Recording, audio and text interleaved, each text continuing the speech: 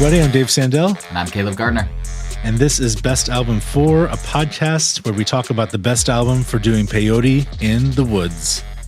Yeah, obviously, because that's an experience you and I have had at least once a year for the last 20 years. This is retreat. This is based on a suggestion that Caleb made in a previous podcast.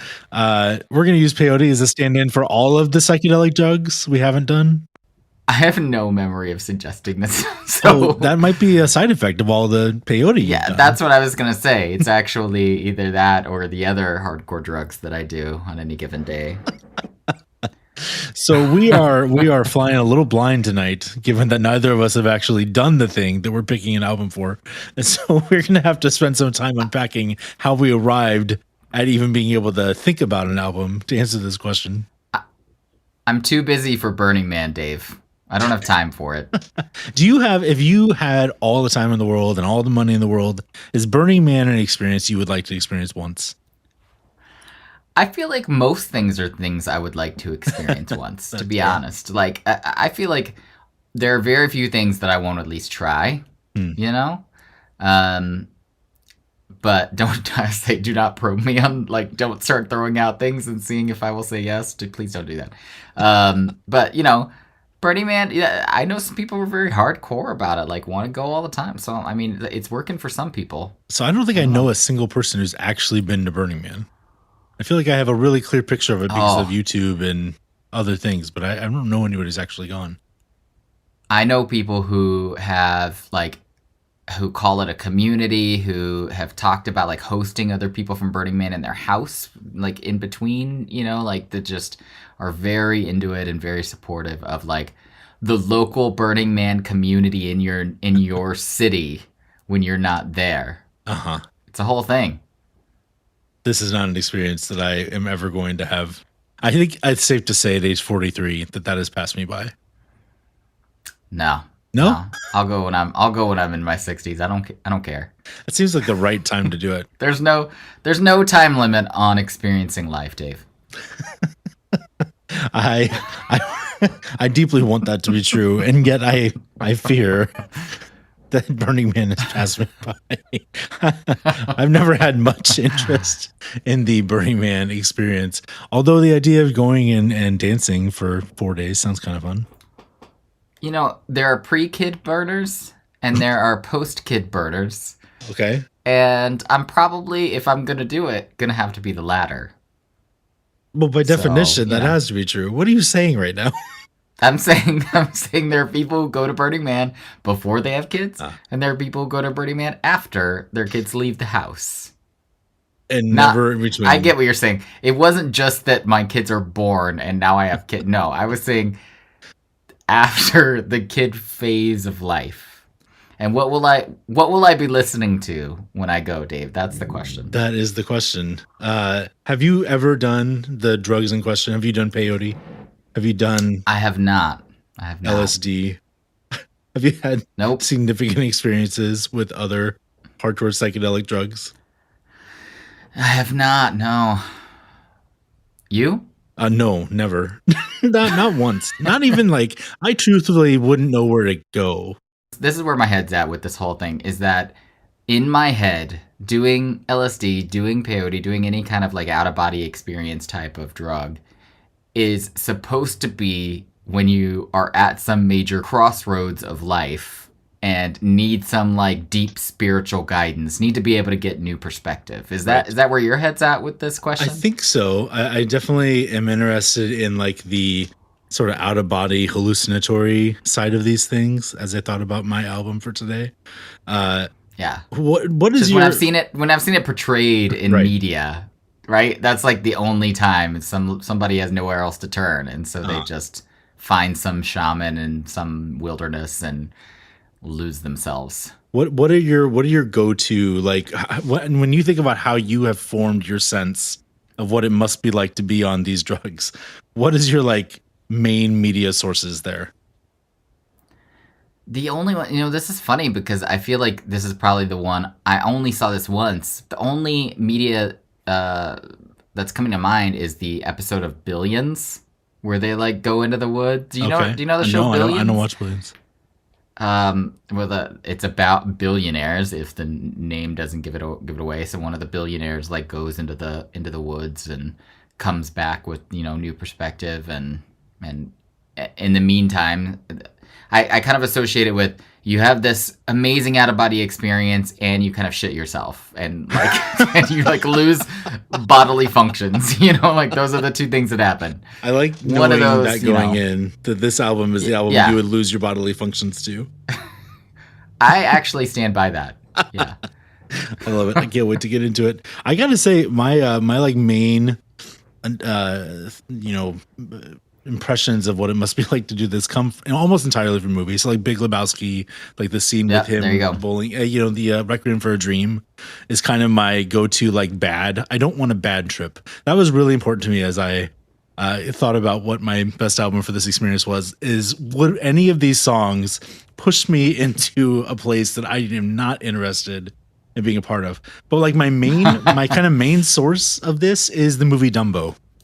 Because Dumbo has this crazy scene in the middle of it where I think he's drunk. Like I think it's supposed to be alcohol. He's technically drunk. But oh my goodness, it's just like these trippy LSD art kind of side quest for like a good several minutes of this movie. Pink elephants. And I truly don't understand what the thought process was behind including this in a kids movie. I actually really loved Dumbo growing up, so I watched that so many times. And I didn't realize until later in life when I was watching it again how trippy and surreal and weird that actually was. And I remember actually Dumbo getting drunk. I was like, oh my God, that's what happened like later in life when you're watching it and you're like realizing what's actually happening. Right. It was disturbing. We were watching, we showed our kids the old Willy Wonka, the like Gene Wilder Willy Wonka. Which felt like a beloved movie. And I had this sense of this is a movie that I was looking forward to showing my kids, but I hadn't really seen it since I was very young. And there's this bad trip in the middle of it. They like go into this tunnel and there's like pictures of like insects and like decaying things. It's gnarly. Are they on drugs in that scene? They are, as best I can tell. I don't remember. I don't think so. I mean, maybe they're always on drugs. I mean, there's Oompa Loompas and like purple rivers. I don't know. I feel like that whole movie's on drugs, but I don't know if the kids are actually high. Yeah, I feel like it was written while on drugs. I would say, sometimes when I think about am I actually drawn to these experiences? Because I would say in general, like my faith has constrained my desire. Like I've never really considered doing any of these drugs just by way. But I would say like some of that feels a little unnuanced. And I've been exploring that a little bit for myself. And I'm admittedly like drawn to the success stories I hear of using psychedelics to treat PTSD. Oh, interesting. There seems to be like real things happening in like the medical community around some of these drugs that feels worth at least having a conversation about, if not necessarily giving yourself totally over to. But I have this sense of like the images I have of bad trips are more off-putting than the good trips are intriguing. Like when I watch like Midsommar and like the grass starts growing out of her hand and the trees are swaying, like that's like kind of an interesting moment. Like I kind of want to experience that if that's out there to experience. But then she goes from that to like paranoid, like you're running through the woods and into these houses that are creepy and these people's faces morphing. And then I think, nope, I don't want any part of this. This sounds awful. Yeah. Yeah. It gets into Yellow Jackets. We're going to start eating each other territory. Yeah, exactly. My buddy said that he had an experience once where he saw Darth Vader walk into the room and Darth Vader was there to hurt him. Like he meant my friend harm. Oh, shit. Yikes. I was like, this doesn't sound fun. This sounds not fun. No. And that's when you shit yourself. That's what right. I'm saying. That's so it comes from an understandable place. Sure. But I listen to a lot of electronic music, and as best I can tell, like all of that music is elevated by MDMA. So like there is at least this curious part of me that's like, I wonder if I am missing out in some sense of the word. I don't actually think I'm missing out on anything, but I wonder if I'm missing out in some sense of the word of the fullness of this music that I love. Like clearly, like me shopping at Marketplace is not the intended listening experience of a lot of the music that I love. Like it is certainly meant for these types of experience. It's really funny. Do you know people who've done any of these types of drugs? Oh yeah. Have they talked about their experiences? Not in depth. I mean, I haven't really asked very much. They kind of like talk about it in passing. Again, these are the same people who go to Burning Man. I don't know. There's like a Venn diagram of people who do LSD and people who go to Burning Man. Yes, it is practically a circle. Yes, fair enough. So I guess my question for you is like, what things do you associate, when you think about doing peyote in the woods, what are the things that you associate that with, that you were thinking about while you thought about what album you would want to take with you on that experience? Definitely surrealness. Is that a word? Surreality. There's a Dali-esque quality. Like just lots of soundscapes, lots of different. There's a like variedness to the experience in terms of it being like taking you lots of places. That's where I'm going. Like that. That was important. Lots of different kinds of sounds. Like I kind of am imagining being out like in the middle of the woods or in the middle of the desert. Not necessarily at Burning Man, just in nature. And experiencing the kind of I'm thinking like a rainforest quality of just like all kinds of different sights and sounds, even if you're by yourself, because you're tripping a little bit. Absolutely. What were you thinking? Yeah, kind of that, euphoric one with nature experience was what I probably had in my mind the most. I've seen a lot of, just represented in media, sort of this out of body kind of heightened awareness, like widescreen hallucinatory experience that's kind of compelling as a thing that a person with a big imagination would want to experience. Like I think that the idea that colors are moving and like trees are breathing, that sure, like that sounds great. And there's definitely albums that evoke those qualities, like just naturally. Like I feel like there are many albums that I've listened to and thought, I wonder if this is some small piece of what it actually feels like to be on drugs. Like when I'm just sitting there with my headphones in my room, just listening to music, not like on my phone, not doing other things, just absorbing some of this music. There is music out there that makes me feel like awakened to things that are maybe a little more heightened than my everyday reality. Like there's music that can take me places that don't feel wholly accessible by just your normal everyday living experiences. Does that make sense? It does, yeah. I mean, there's definitely several Beatles records that have made me think about that. There's like a few artists I feel like where I associate that with. Oh yeah, they were probably on drugs. Who are some of those artists? Either the ones we're talking about the lyrics are very surreal, or the again kind of soundscapey kind of quality where it gets a little bit more experimental. Yeah, I mean the Beatles, definitely some Led Zeppelin albums. What else? Maybe Bowie. Like there's some that are just like. Especially in like, I think I'm especially associated with like the 60s and 70s where I feel like, oh god, everyone was just tripping balls all the time. The Pink Floyd albums feel like they exist in this territory of these albums are pretty good, but then if you're high, these albums are mind-blowing. And then if you're watching The Wizard of Oz in the background, It's just like complete experience. Yeah. So I guess I'm ready to dive in. I'd like to start with your album. So what album would you bring with you if you were going to have this Peyote in the Woods experience? Yeah. I have chosen an album called An Awesome Wave by the band Alt J.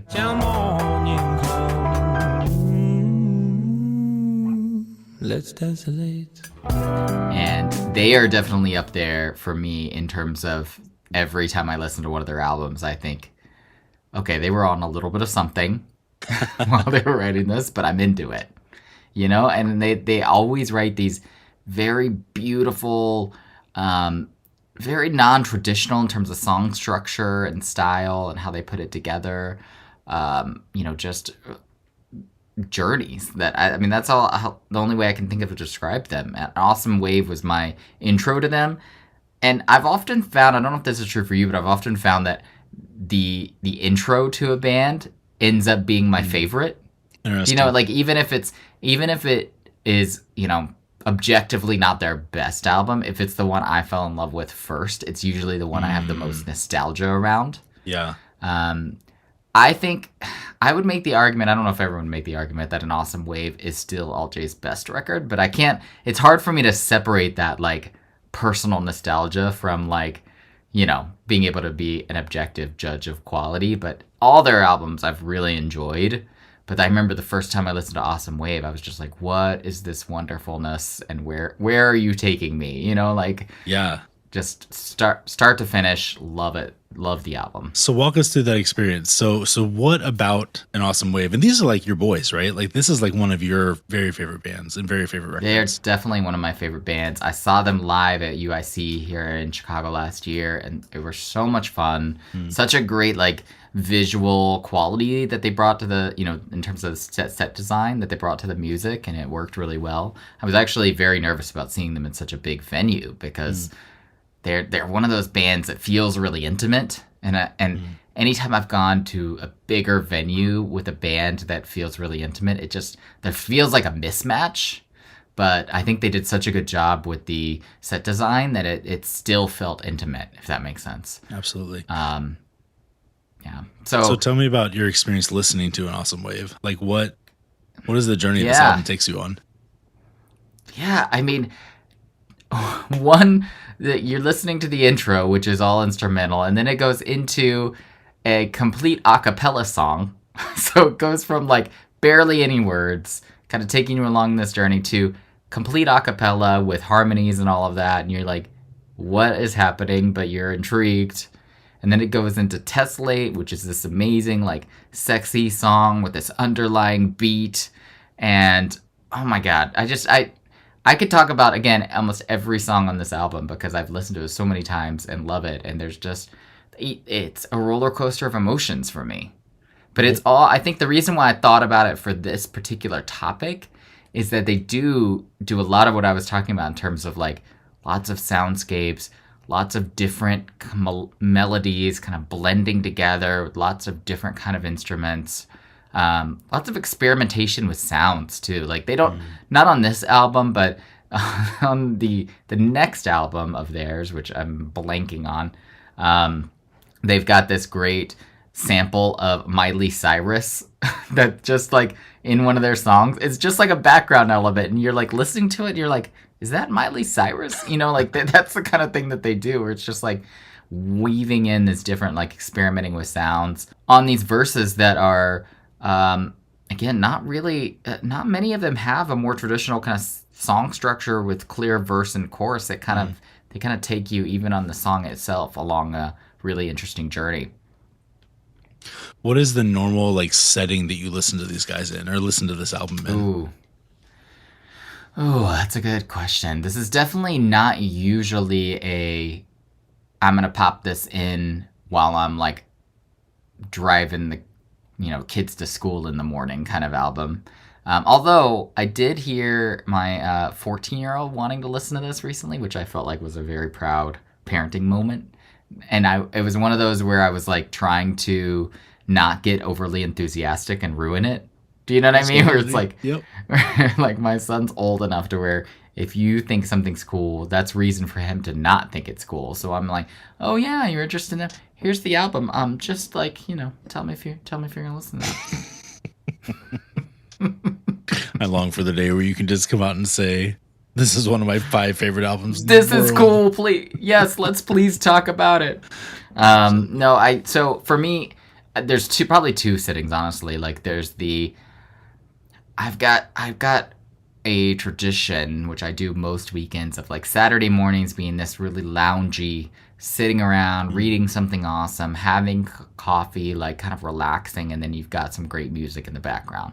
Usually it'll be like new music for me. That's a lot of the times where I'll like listen to a new album that came out that week. But if I'm listening to something that I want to just like set the atmosphere, this is definitely one of my go-tos. And so that's one. Also, I get really introspective on airplanes. Interesting. Okay. Yeah, where it's like I think there's something about the forced unpluggedness of it. If I can make up a phrase, where you're like not, you very much cannot be connected to everyday life, literally or physically or whatever. And so I usually spend it like journaling, listening to music, and I usually want to listen to something that's a little bit more introspective. And so this fits that really well. So those are probably two of my go-tos, but yeah. And or just driving by myself, like on a road trip, I would probably do it too. Yeah. This album's super moody. It is very moody. I find that it's hard to listen to something without like going to a certain place, and I like the place this takes me. It feels like, and you introduced me to this band. I more or less missed Alt J. Like I listened to this album when it came out because it was highly touted, and many, not all, but many many magazines or whatever sites were singing its praises. Yeah. More than 10 years old now. 2012. Yeah, but it's I missed it. It didn't really become part of my like canon of music, and you kind of singing its praises over the year has pulled me back into it. And when I listen to it, I mean, they're clearly inspired by Radiohead. Like there's clearly this sense of like they have these simple kind of almost poppy melodies that then they just take into a studio and mess around and tweak and screw around with until they've created something original or creative or imaginative that's beyond kind of the scope of the notes on the page.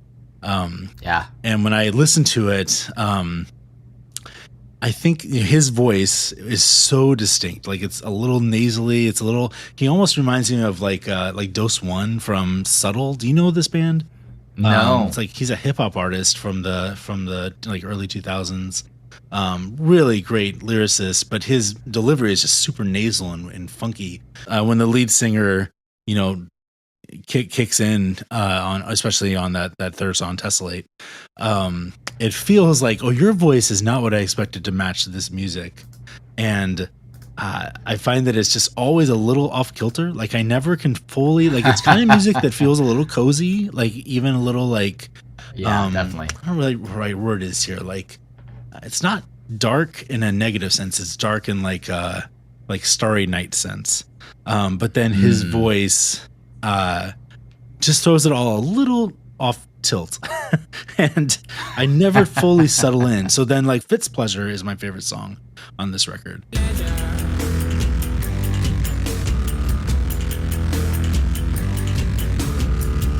It's like deep in the track list, and it just has this like crunchy, slinky like little bass line that I just really eat up. And it just sounds really cool. Like I feel cool listening to it, and that's the song for me that kind of elevates me up out of my car while I'm listening to it. I'm having my hover over the minivan experience. Nice. I mean, Joe Newman is the lead singer, the one with the nasally voice, who usually I would honestly for vocalists, I find that when someone has a very distinct voice, it especially in this way where it's like, oh, in the wrong context, this could really rub me the wrong way, right? Yes. It either endears me to the band or I just can't listen to it. Like it's distracting. Yeah. So it's either distracting the music or it actually just fits in the music. And for some reason, this just hits the right notes for me and it fits in. Even though I agree, like his voice is very distinct in a way that in other contexts would be like, oh, what are you doing? Why are you singing out of your nose? It reminds me a little of like Neutral Milk Hotel, where like Jeff Mangum's voice is not, it's not good. Like he has a loud voice. He has a very emotive voice, but he doesn't he's have not a afraid good to stretch voice. for those notes. That's But for sure. man, it just, that music couldn't, it would work. They're beautiful songs. They could work with another vocalist, but they become what they are because of what Jeff Mangum brings to the, to those songs, and his voice not being, traditionally great, makes those songs feel like they're coming straight from his gut. like straight from his heart, and he has no choice, Yeah. even though he is not equipped to sing these properly. He has no choice but to belt them out as loudly as he can, because they have to escape his body. And I feel a little bit like that when I listen to Alt J, where this guy just like he has to sing these songs because voice be damned. This is But the difference I feel like is he's kind of like letting you in on a secret. He's like, I've got to tell you this. Come here. I've got to tell you this. You know what I mean? Like that's the quality it has to me, where he's just like, you know, something good. He's going something good. You know, he's just kind of like whispering it almost. Yeah. Absolutely. Which I really love. I think there is something to be said for a voice being distinct, but it's like high risk, high reward for me. So if you brought this out into the woods to do peyote, what would you anticipate that experience being like?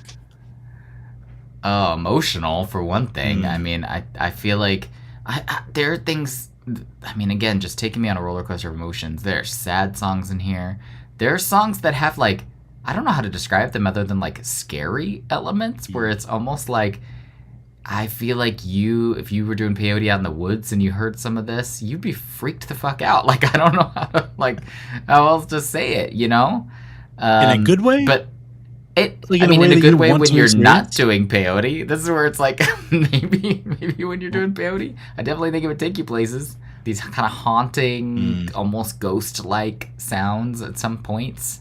Some of it feels a little threatening, like especially if you weren't in your full faculties. I don't know, but I think it would be an adventure for sure. Absolutely. So for my pick, this is not the only time that we're going to talk about this band, but it is the first time, and it is momentous because Radiohead is my favorite band, and has been for a very, very, very long time. I love that you were like, they're clearly influenced by Radiohead. Well, yeah, of course.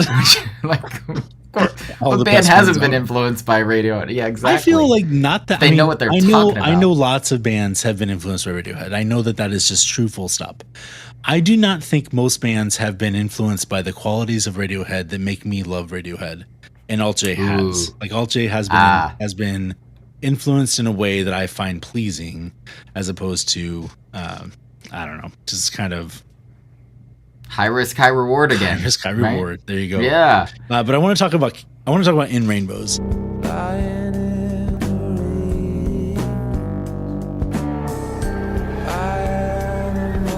So I have, I've got my canon of records, and my favorite record of all time is Kid A. And for a long time, my second favorite record of all time was OK Computer, and I just owned that my top two records were both made by Radiohead, and that was that. And they produced a lot of music between Kid A and In Rainbows. I mean, they produced Amnesiac and they produced Hail the Thief, but there's a great many years in between there, and there were side projects and other things. And when In Rainbows came out, I don't think that even though they were still my favorite band, even though I would never ever miss them if they came into town, even though they probably are every single year, like the band that I listen to most. I wasn't expecting something great. Like I was expecting another round of Radiohead. And it'd been a long time at that point. It had been a long time since we heard any Radiohead. And when I remember, I don't want to get into like the history of the record. That's well trodden territory that somebody else can cover. But we download this album. And I actually took the morning off of work to listen to it. Oh, really? That's so awesome. I downloaded the album, and I was alone in my my little den, my office that we had in our apartment at the time. And I put my good headphones on, and I just sank into the music.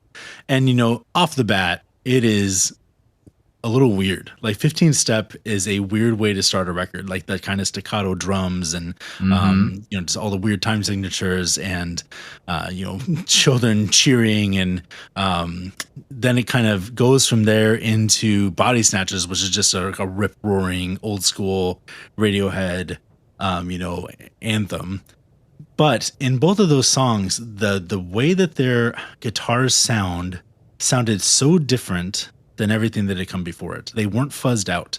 Like they were, I don't know enough about, you actually probably can tell me more about this, but it strikes me that they sound a little bit like what it sounds like when somebody just plugs a guitar in and plays it, which I usually find very unpleasing. I usually need a little bit of distortion or a little bit of fuzz before I find electric guitar, pleasing to listen to.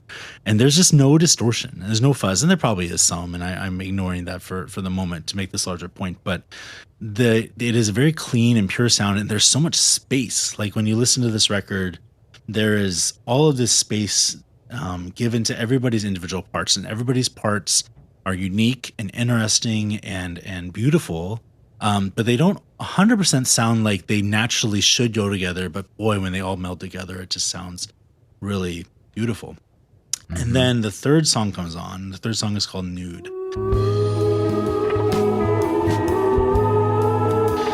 And that's an old Radiohead song that I'd heard different versions of, and kind of like bootleg concert versions. And so I was excited to hear this new take. And it is just like, I don't know the right way to explain it other than what I imagine it must have been like going from like black and white films to Technicolor.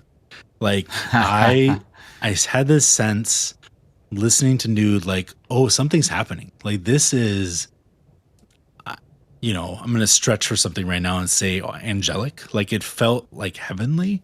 Like there is a way that all of this is working together to kind of like dip into the song. And then this burst of sound, this burst of beauty that comes from all these different guys who are just amazing musicians, who are so thoughtful and so interesting and are just never comfortable just settling for, to let the very poppy, beautiful song work on its own. They always have to mess around with it until it becomes something bigger.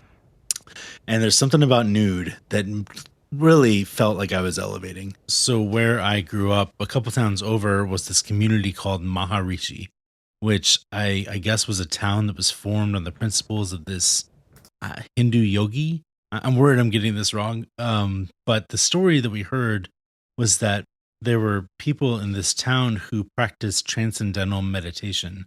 And they claimed that they could literally levitate. Like I remember playing basketball games in this building in Maharishi that had a mural of people levitating. I hope I'm not making that up. So like their body was on the floor, but they were sort of lifted up off the floor. And I remember thinking like, I wonder what that feels like. I kind of took it at face value, like, well, maybe they do levitate. I don't know. That's strange, but I guess, do hundreds of people lie about that? I don't know, maybe.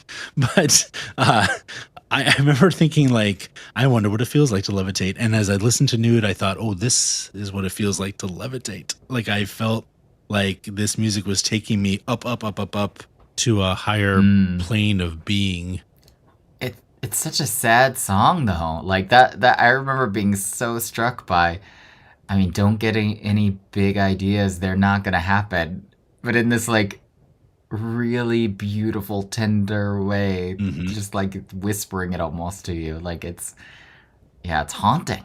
It is. It's haunting, but it's, like, it's beautiful. And that was kind of always their vibe, right? Like, my favorite Radiohead song, which we're not going to get into today because it's an hour-long podcast. But How to Disappear Completely is my favorite Radiohead song, and the one that means the most to me, I should say. And that song is so deeply sad and so beautiful. And Motion Picture soundtrack and Pyramid Song and just all these, it's kind of their vibe is like sad but beautiful. And this whole album struck me as it was teetering onto the beautiful but sad side. Like the first thing I would say about this music is that it is gorgeous. And then the lyrics and the tone is a little sad. I guess what feels true is that, there's enough pain and hurt in there that if I was going to go ahead and have an out-of-body experience, an hallucinatory experience, I imagine some of that would get kicked up in me. And I find that, for me, I like listening to music that pulls me out of myself, that lets me feel the wholeness of my feelings and kind of get through them and not feel alone with them and feel like, okay, this is going to be okay. And I've always felt like Radiohead helped me through that place. Yeah. I mean, you're definitely right that like full range of emotions on this album, like again, kind of not really sadness, but like bittersweet in Nude almost. I think there's more sadness probably in Videotape. some of the other ones, but the anger that comes out and something like Jigsaw falling into place, or like how that one just kind of like builds and drives. I don't know, like, oh, it's so much fun though. So yeah, I could definitely see this bringing out that full range of emotions for sure. There's so many albums that felt like they are the right fit for doing Peyote in the Woods.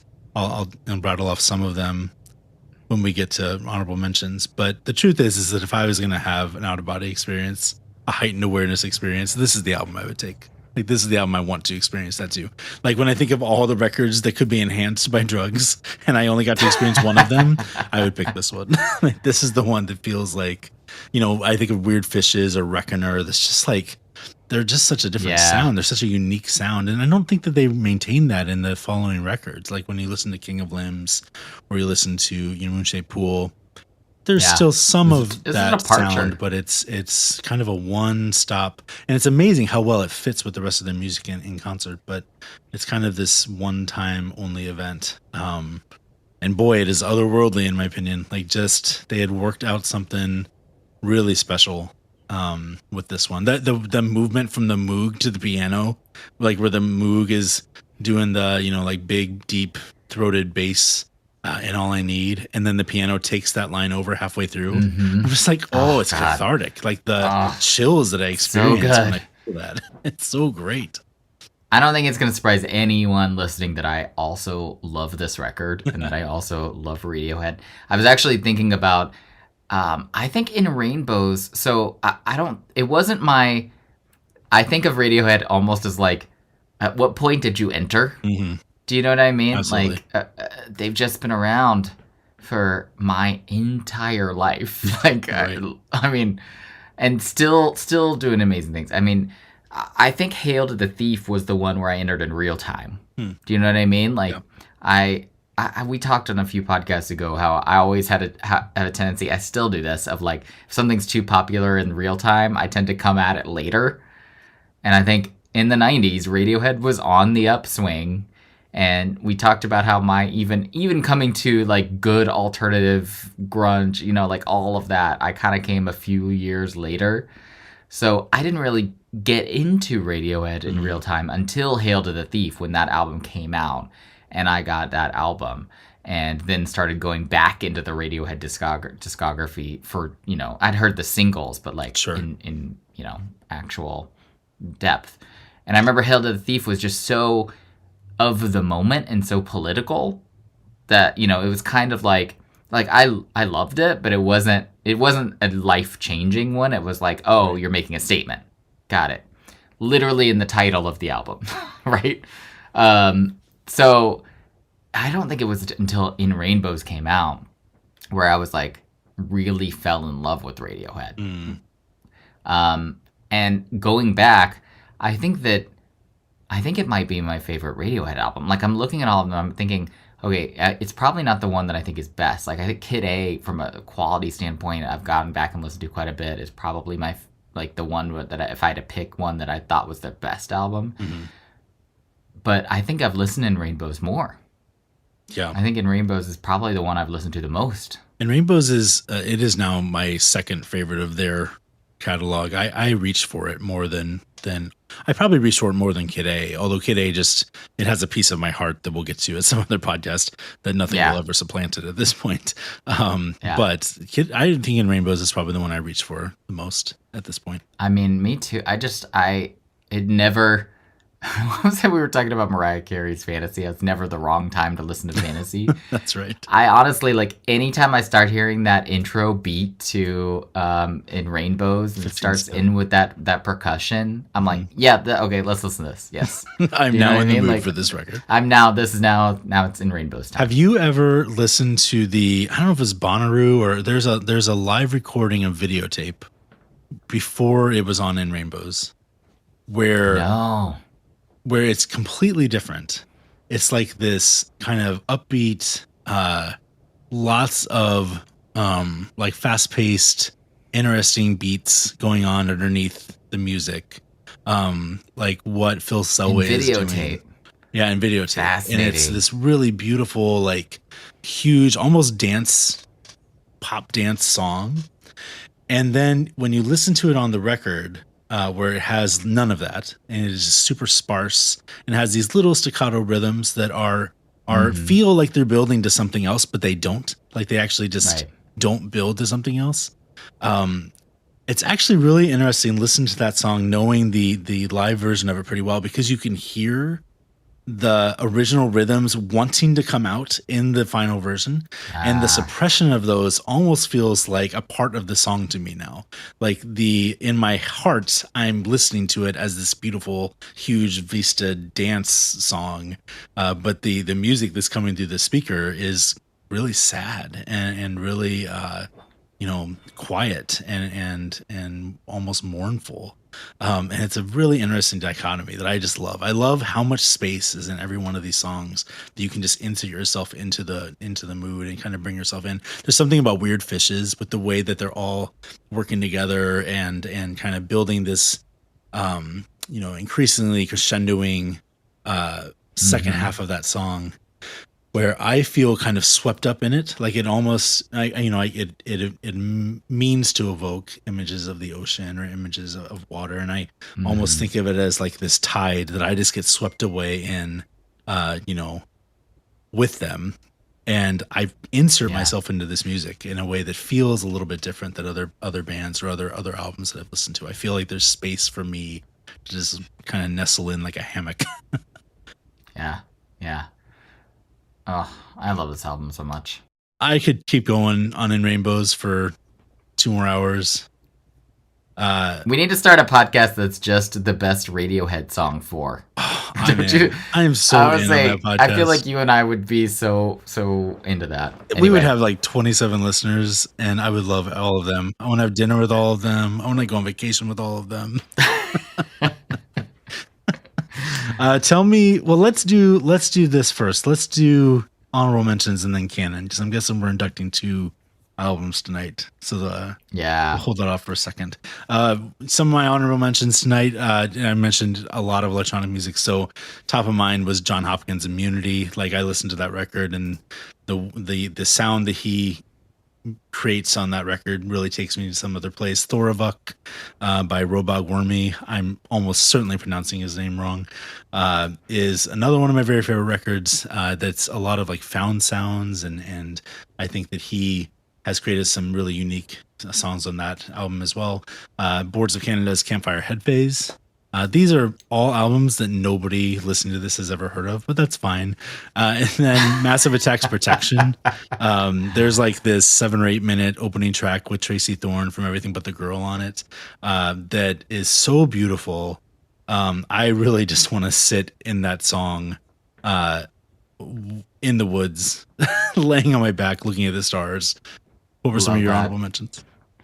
I mean, I don't think it's going to surprise you that I thought of Radiohead almost first, as well. So, but I think I went more the direction, if I was going to think about the subject, of probably a mood-shaped pool or King of Limbs. I think it's when they got like a little bit more electronic, a little bit more, I don't know how to describe it, like spatial and sometimes dancey, but sometimes just like atmospheric. Yeah. Pastoral and in a way that I love. I remember when they first came out, I was like, oh, this is different than In Rainbows. Like that's kind of my reaction. I was like, oh, different direction. Okay. But in terms of this subject matter, in terms of what's going to resonate when you're taking peyote in the woods, so, it's hard to beat a mood-shaped pool. I think besides for that, I don't know that I've got a lot of like obvious, like trippy kind of music that I listen to. I think that maybe I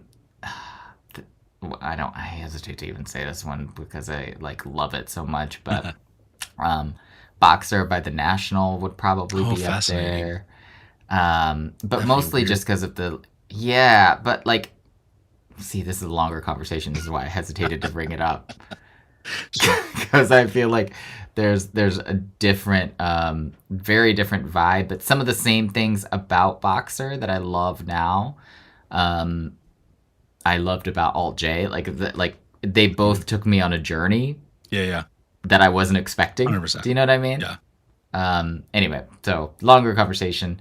That reminds Yeah, me I of don't like know that I have. Flaming Lips, Yoshimi Battles of Pink Robots, or Postal Services Give Up. Like those are records that I could see Oh my god, being great, Postal Services great give up. headspaces. Yeah. Oh, that would be a great. Although, like, yeah, Postal Service. I'm just thinking about like them on tour, and really want to see them while they're on tour. But Listen, I don't know if buddy, I'll be able to. Riot Fest. Let's do it. I know. Okay. I remember who I was thinking of that I did not talk about before, and I'm surprised I didn't bring up was James Blake. Oh, sure. Absolutely. Oh my god. James Blake would be amazing Which on album just did you about any drug. I would probably choose The Color in Anything. But honestly, like, I mean, take your pick. They're all kind of trippy. They're all like, Yeah. Again, you kind of think you're on drugs while you're listening to them. Right. But in a good way. The best way. We have a lot of Yeah. opinions about drugs for two people who've not really taken many drugs. Yeah, they're all formed by things we've never done. It's fine. I watched Black Swan, and then I know everything there is to know about what it would be like to listen to Kruder and Dorfmeister on drugs. There you go.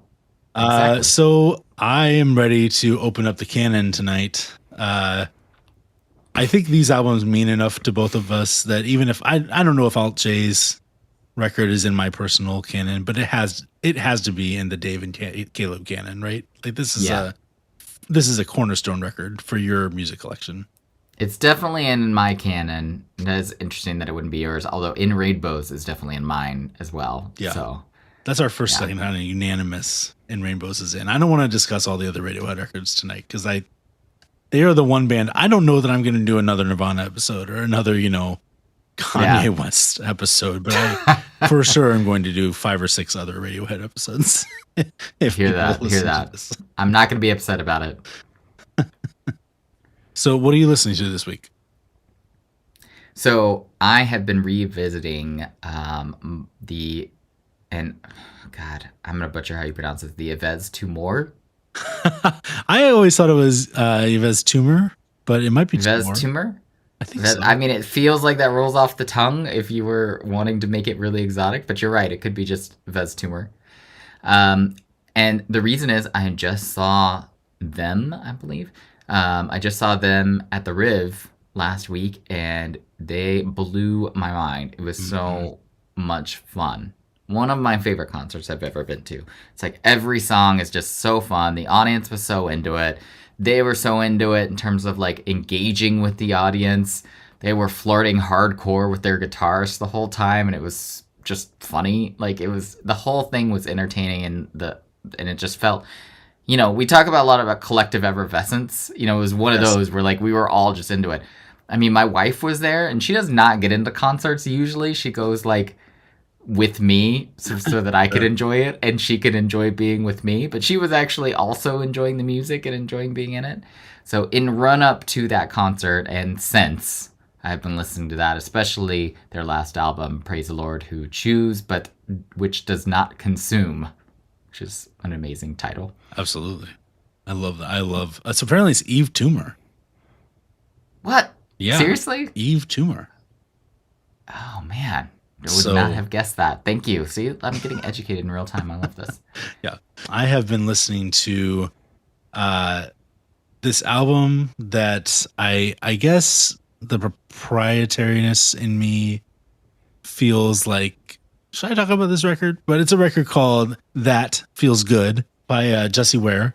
This is like a pure like disco, pump disco into her veins record that is so good. It is so fun. Every song is so good and also maybe not safe for work. It just, at least that first record or that first song. Like, I definitely started listening to this at your recommendation, and I'm like in my office listening to it, and my wife walked in and was like, "What the hell are you listening to?" Man, I'm bummed because I am going to talk about this record on our favorite stuff from the last 6 months, and probably going to talk about it again, favorite stuff of the year, and every time I'm going to have to say that feels good. Because that's how it's pronounced. Is that exclamation mark feels good, exclamation mark. And I am slightly red-faced. But there you have it, Mr. Jessie We Ware. both picked albums that just came out in the last 6 months that we probably would put in our favorite albums of the year already. Yves Tumor's record actually, I think, is maybe my favorite record this year. It's so good. I keep listening to it. There's this moment, there's a song called Echolalia on it where there's like this little patch, or maybe it's Meteor Blues. It's probably Meteor Blues. There's this little patch of like wall of sound, like Smashing Pumpkins, Siamese Dream era wall of sound that is so rupturously amazing that I just want to like pump that directly into my veins for like the rest of the year. And I want more, please. Yves Tumor, please just make more records that sound like that. This record's really cool. I'm so It's funny that you say that because that was one of the things I was so surprised about when I saw them in live was how hard they rocked, if that makes sense. Like you listen and it's very experiential, experimental, but like live, it comes across as like we're just gonna blow this fucking place apart. Do you know what I mean? Well, like don't they everyone's like dancing and rocking out. I watched them at Coachella on the live stream both weekends, and because why not? And it seemed like they were all like leaning really hard into like 80s hair metal like vibes. Yes, like they've literally got the like triangle shaped guitars. Yeah. Like they've got very much so. But like in a way that works. Again, high risk, high reward. But this is working for me. It was so much fun. It's so good. Also, like. That album might actually be a good backup for doing Peyote too. Be a very exciting, fun experience. Yeah. Yeah, absolutely. Good times. All right, buddy. I will see you next week. As always, please, subscribe and leave us a review. Let us know what your best album for doing your hard dug of choice in the woods would be. Even if you haven't done them, you can still participate and play at home. Tell us how we got it wrong. If you've had the Burning Man experiences, please let us know what it was like to listen to An Awesome Wave and In Rainbows on the drugs that we've never done. Let's do research after instead of before.